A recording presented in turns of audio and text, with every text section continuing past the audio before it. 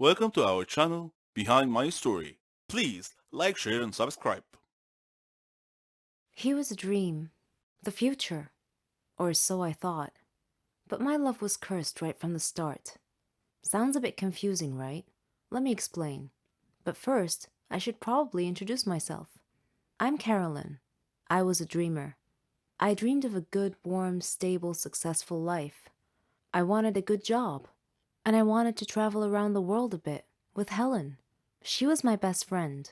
We virtually shared the same dreams, and hobbies, and interests, and lifestyles. We've been friends since we were kids. People often thought that we were sisters. I did too, in fact. She even got jealous if anyone tried to get close to me. Every day, Helen and I worked a little more towards our dreams. Once, when Helen and I were traveling with some of our friends, we had a problem with the hostess on the plane. A gentleman intervened and cleverly solved our problems. His name was Danny. I liked him. A lot. I thought about him often. But whenever I talked to Helen about him, she told me that he was not as amazing as I seemed to think he was. Coincidentally, I met him again at a party of a mutual friend. We talked together till daylight. I told Helen about our encounter, and she expressed her wishes that my love story would have a happy ending. I similarly told her that I hoped she would find the love of her life someday too. Everything would be okay, we figured. Then, one day, I received a letter in our mailbox. It was in weird handwriting, as if the writer had written it with a trembling hand. I opened it curiously. It said that my love for Danny would become a curse if I didn't give him up and get him out of my life. What nonsense, I thought. Whose idea of a silly joke was this? I immediately called Danny and Helen to tell them about the letter. Danny laughed, but Helen was worried and suggested that I should be careful from now on. That same day, Danny had a horrible car accident, but fortunately he wasn't hurt. A detective investigating the case determined that his car brakes had been tampered with. In another incident, a car almost hit me, but it swerved away at the last minute. When I mentioned this incident to Danny, he tried to calm me down and told me to just forget about it. He gave me a beautiful bracelet as a present and proposed. We got engaged, and I couldn't have been happier. I wanted to show the bracelet to Helen, but somehow I seemed to have lost it. I couldn't find it anywhere. Anyway, when I told Helen about his proposal, she was thrilled for me. I spent days shopping for just the right wedding dress. I was so busy with preparations that I forgot all about the ominous letter. I went to the wedding hall early to make sure that everything was ready and prepared. Helen was helping me, and Danny kept calling me to make sure I was all right. Suddenly, the lights went out. I called out to Helen, worried that she might have tripped and fallen when the lights were out. When the lights came back on, Helen had fainted, and my dress had disappeared. I screamed to the ceiling, "What do you want from me? Leave me alone!" Suddenly, Danny appeared out of nowhere and asked me what had happened. I told him then and there that we must break off our engagement, otherwise the curse the letter mentioned might injure someone or cause someone to die. Then Helen came too and tried to calm me down. She told me to go to the car and that she would get our stuff and follow me. I loved Danny and wanted to marry him, but now I was seriously worried that this curse threat might actually be real. Helen came back carrying a bag and a large suitcase and told Danny not to worry, that she would drive me home and then call him to tell him that we had arrived safely. I was still crying, and Helen was trying to calm me down. When we arrived home, I noticed something strange. Helen was carrying a bag that was partially open, and I glimpsed a piece of clothing stuffed into it. It looked exactly like my dress. I opened the bag and found that it was my dress. I confronted Helen and demanded to know how my missing dress ended up in her bag. I clearly caught her red-handed, and she was unable to answer coherently. I realized at that moment that the source of the so-called curse was Helen. "Helen," I said, "how dare you do this to me? I thought we were like sisters to each other." She replied icily, with a glare that I saw for the first time. She said that she fell in love with Danny just as I did, but he chose me instead of her, and that she hated me for it. She said she won him over and got him to love her instead. Then they both tried to scare me into calling off the wedding so that she and Danny could be together. There are no words to describe how I felt at the time. I replied in a similar tone. I told her that I don't ever want to see her again. Or Danny. Neither of them mattered anymore.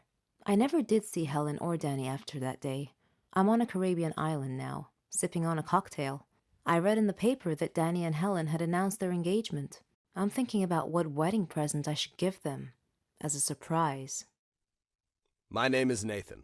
I'm a 40-year-old businessman who runs an import-export company. I lived with Mom and Dad and my brother Sam. Some siblings coexist peacefully. Some fight all the time.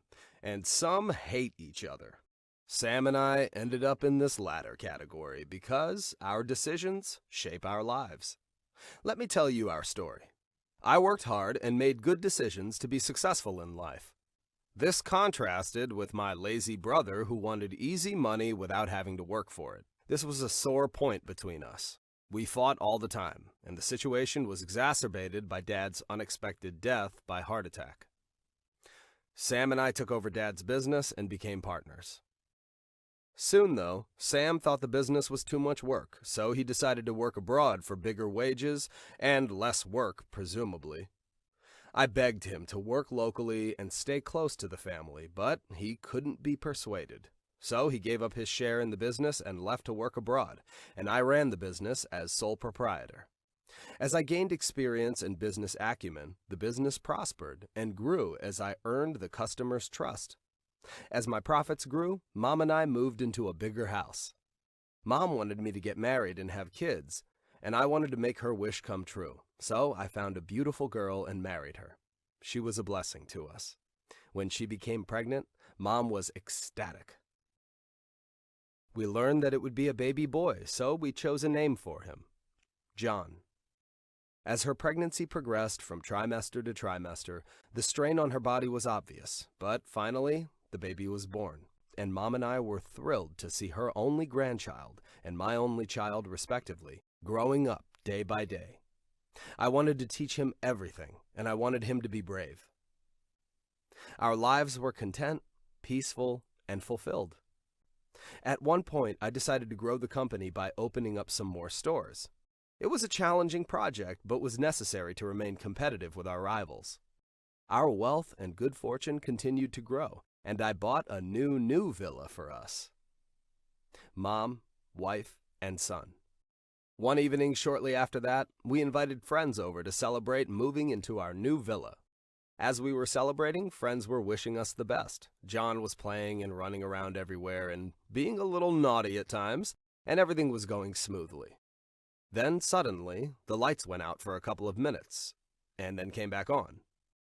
This was unusual, but not wanting to worry the guests, I told them that it was a normal glitch that happened once in a while. Still, as a precaution, I called for all the children to gather around me. All were present, except for John. We searched everywhere for him, but couldn't find him. We were all worried about what had happened to him. Then, one of my friends shouted that there was a phone call for me. When I took the phone, a voice on the other end said, "Don't worry about your little prince. He's okay, and he'll stay that way as long as you send us $100,000. Otherwise..." Then the caller hung up. My friends tried to calm me down, but I was frantic with worry. Who would want to kidnap my son? If I gave them the money, what assurance did I have that they would return my son? Then I got angry.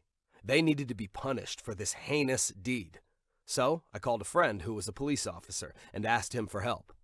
He said he could put a small tracking device in the money bag so they could track my movements and hopefully catch these kidnapped for ransom thugs. While it was a neat plan, it was also extremely dangerous if the kidnappers were to find out and escape from our trap. After a couple of days, the thugs called and told me where to meet them with the money. It was a location in the northern part of the country, a forest with dense trees and tall grass, a place that would be easy to escape into and hide. So I got the money, put it in the car, and drove to the agreed-upon meeting place. When I reached the location, a car was there waiting. I parked close to it and exited the car with the money bag in hand. The driver of the other car stepped out. It was Sam. "Sam? I thought you were working abroad," I said. "I was, but the work was too hard, so I quit and came back," Sam replied. "How can you kidnap and ransom your own nephew?" I asked. Sam laughed and said, "You misunderstand. I've just returned to take my share of the money." What money are you talking about? I asked. Sam sneered. The money you took from me in running Dad's business. I tried to connect the dots. I said, Sam, you were half owner of the business, but then you gave up your ownership to go work abroad. You haven't done anything to earn any money from the business. Sam kept sneering. I want my share of the profits. Shut up, give me the money, and you'll get your son back. I gave him the money, he released John, and John ran into my arms crying. I asked John if Sam had hurt him, but he said no. After Sam took possession of the money, the police revealed themselves and moved in to surround us. Using a megaphone, they commanded him to surrender, but he ran into the woods instead. The policemen closed in and pursued him, but they lost him in the woods. He had escaped. I returned home with John, and my wife hugged him and cried tears of joy that he had been returned safe and unharmed. Mom asked me who did this. I hesitated. Should I tell her the truth? I decided to do so. She was horrified. A few days later, I received a letter. It was from Sam asking if I was ready for the next payment of my debt to him. I was dismayed and fearful at the same time. Sam had decided to be a villain against his own family, and I had decided to fight back against him tooth and nail. Decisions shape our lives. You know, sometimes the truth is even stranger than fiction, especially if you had a dark secret in your life that would put you in danger if it were exposed. Such was my case, and this is my story. My name is Charlotte, and I'm 17 years old. I live with my mom. My dad passed away before I was born, so my mom had to raise me all by herself. My mom knew everything about me. My school studies, my friends. She had certain rules that I was supposed to follow, like eating outdoors was forbidden, and I can't be friends with someone unless she knew everything about them first, and so on. I thought these rules were somewhat paranoid, and I asked her why she placed such restrictions on making friends. Her reply was simply that you can't trust anyone nowadays. But that wasn't a very satisfying answer. And when I asked her what it meant, she didn't say anything further.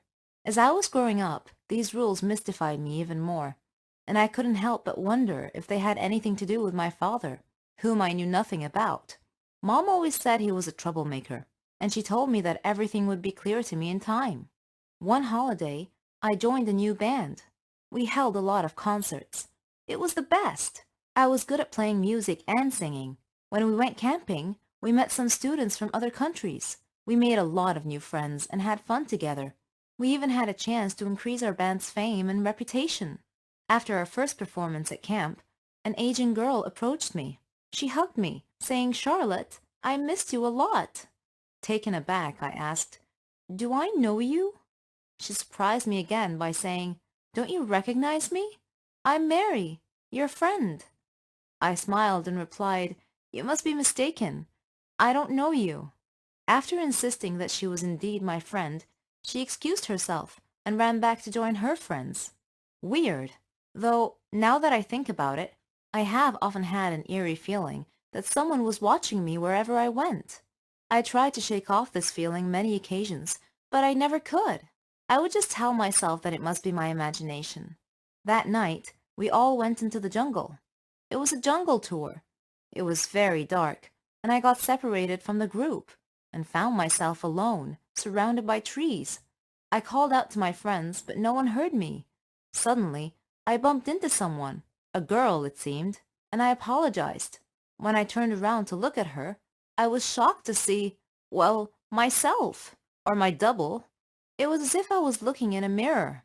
"Who are you?" I asked. "I'm Charlotte," she replied simply.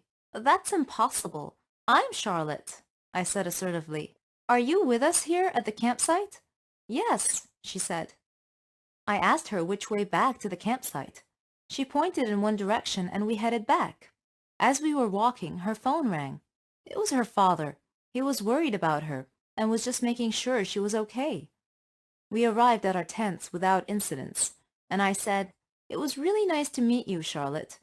I'll see you tomorrow." I felt a strong connection to the girl for some reason. Then I realized that I had forgotten my bag, and I went to get it. And again, I had that ominous feeling that I'm being watched. Suddenly, Something hit me on the head. When I woke up, I found myself sitting in a car, surrounded by people wearing sunglasses, and I was really frightened. Who are you people? I demanded to know. And what do you want from me? One man told me that my dad was the reason they kidnapped me. When I told him that my dad had died a long time ago, he just laughed. Then he sprayed something on my face and I lost consciousness. When I woke up later, the other Charlotte was tied up beside me. One of the men seemed confused, seeing two of me, and he asked his boss which of us was the girl they were looking for. Suddenly, I heard someone shout, "Freeze! Don't move!" The police had come. They came out from the tree line. Surrounding the car, they arrested the men. Then they untied us both. Someone appeared looking very worried. The other Charlotte started coming too, and asked where she was and what was going on. Then she saw her dad, and she ran to him. Her dad then looked at me and asked for my name and my mother's name. When I told him, he said he knew who I was, and said to send his regards to my mom, and to tell her that he was still keeping her secret. Then he gave me a medal and hugged me, saying that he wasn't sure if we would ever meet again. I was still staring at him, looking confused, so he smiled and he asked me where my father was, and I told him that my father was dead. And then he said that that was their agreement.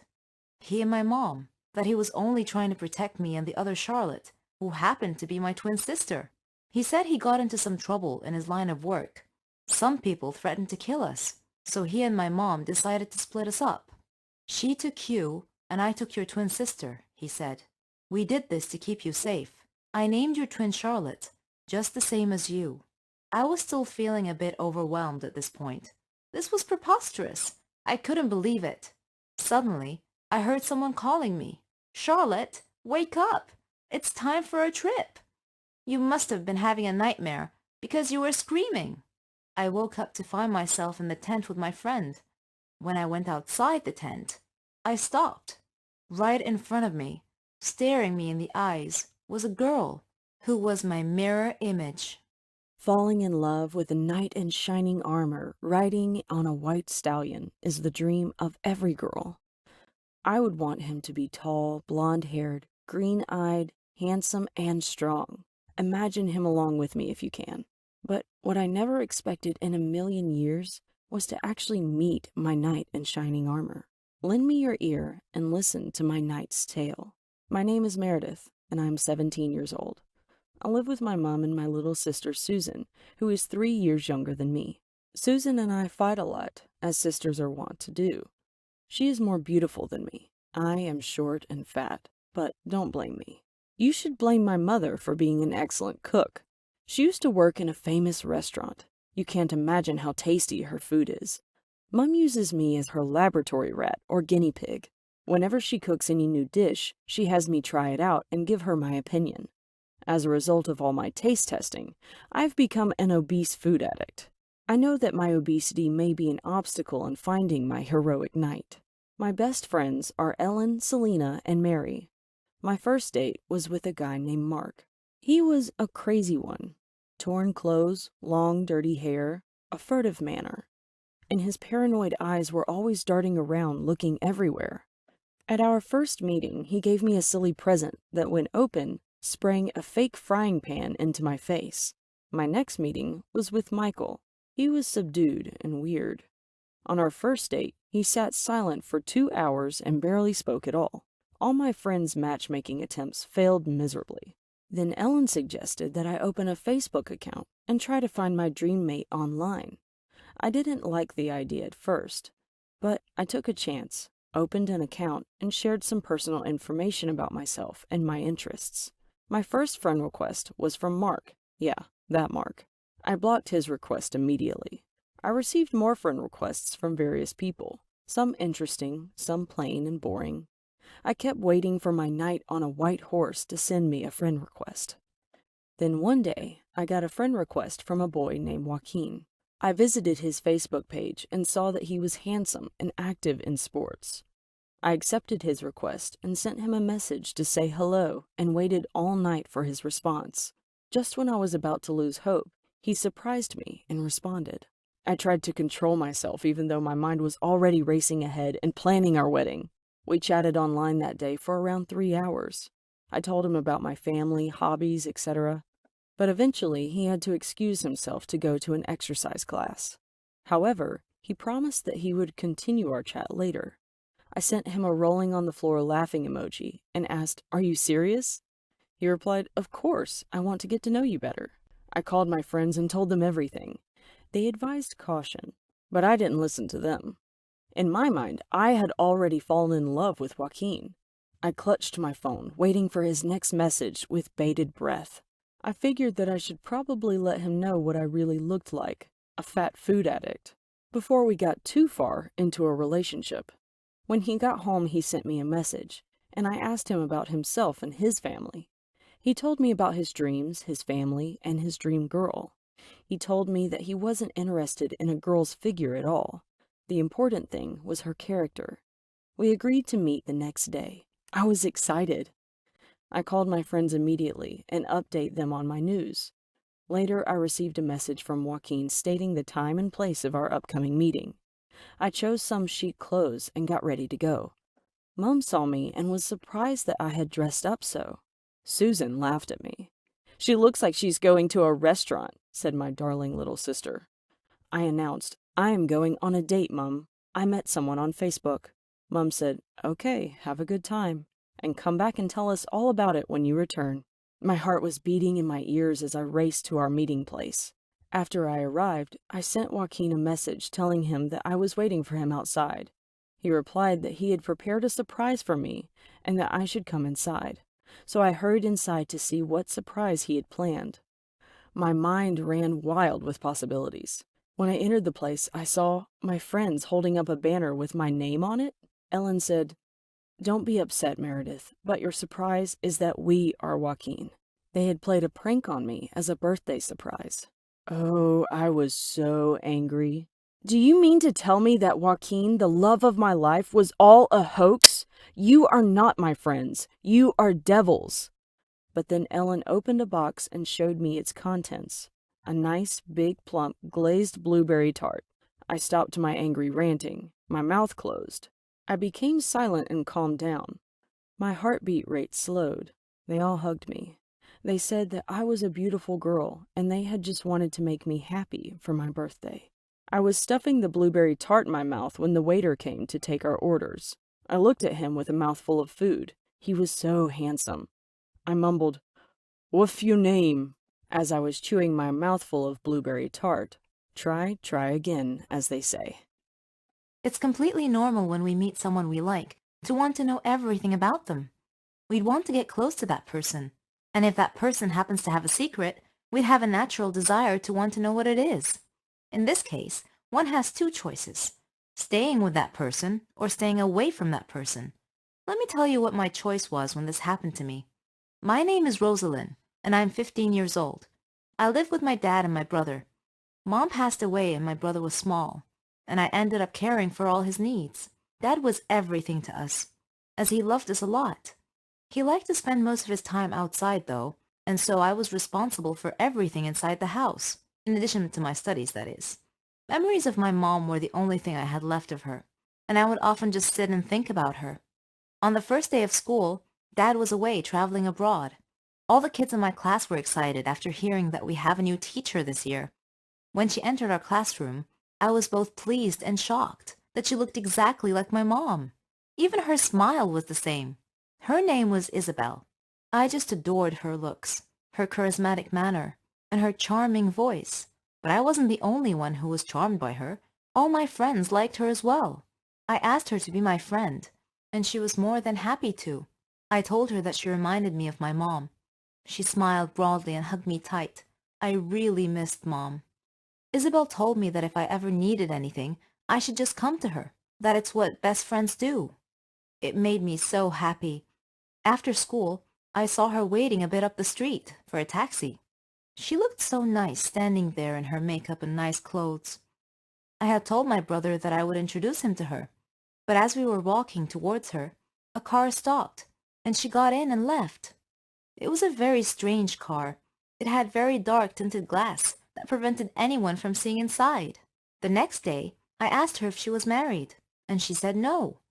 I told her I saw her get in a car yesterday, and that seemed to worry her for some reason, which caused me to worry too. She said that one of her relatives happened to see her, and they drove her home.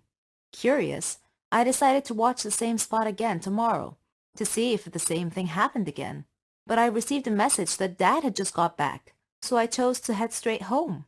I was thrilled that Dad was back.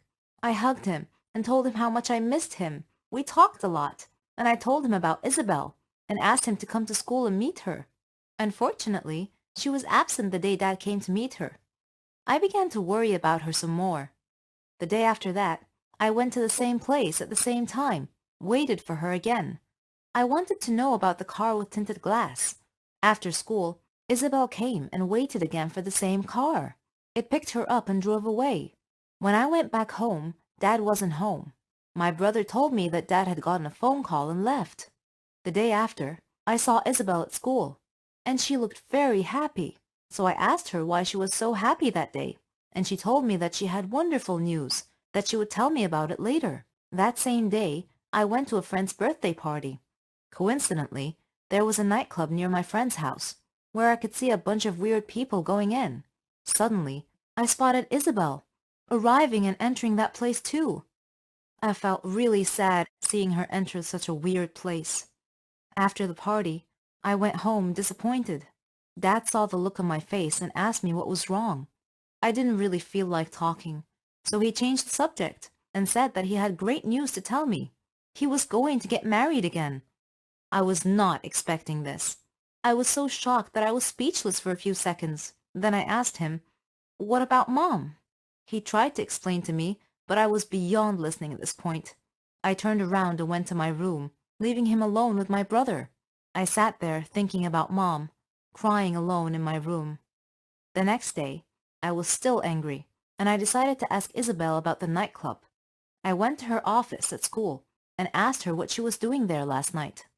She started to explain, but I cut her off and told her that I was disappointed. Suddenly, I heard a familiar voice behind me. It was Dad's. Dad started explaining in her place. "I'll tell you everything," he said. Isabel's mother was very sick, and she was working there as a part-time job to save up money for her mother's surgery. Rather than hearing the actual explanation, something else caught my attention. "You know her?" I exclaimed. "I mean, how is that possible?" And he said, "I met Isabel not too long ago. I told her that I had a daughter who attended the same school that she was teaching at." Then Isabel added, "I didn't know that you were his daughter, but I loved you even before discovering that." Dad then said that that was what he was trying to tell me last night, that he was going to get married to Isabel. I broke into tears, hugging her and apologizing. Not only did I gain a mother that day, but a best friend too.